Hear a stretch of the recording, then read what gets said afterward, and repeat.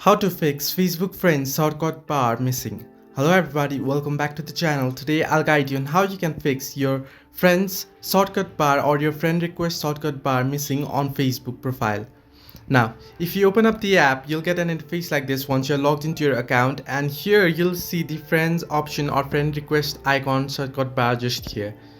However, if you don't get this, then it might just be that you have turned this off. Now to turn it back on, what you want to do is tap on the three-line icon on the top right corner of your screen and then head into settings. Once on settings, if you scroll down under preferences, you can find the option navigation bar. Now tap on it and open it and head into customize the bar.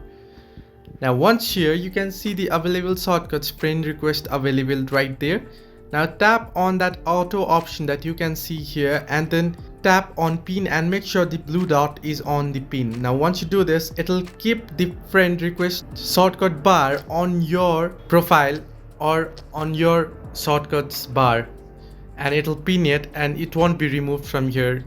This way you can fix Facebook Friends shortcut bar missing. Hope this helped. Do like and subscribe, and do not forget to leave a comment down below if you have any further issues.